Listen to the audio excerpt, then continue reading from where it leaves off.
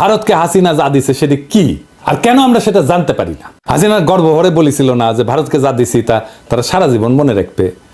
তো ইন্ডিয়ার সাথে কি কি চুক্তি হয়েছে জানেন না?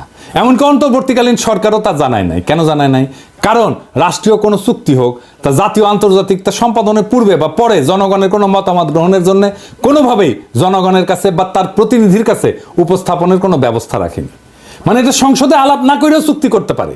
তার মানে এই ৭২-এর সংবিধান অনুযায়ী অন্য যে কোনো রাষ্ট্রের সাথে যে কোনো চুক্তি, ট্রানজিট হোক, করিডোর হোক, যা কিছু হোক, বন্দর দিয়ে দেওয়া হোক, চুক্তির আগে বা পরে দেশবাসীর সঙ্গে আলোচনার সাংবিধানিক কোনো বাধ্যবাধকতা নেই।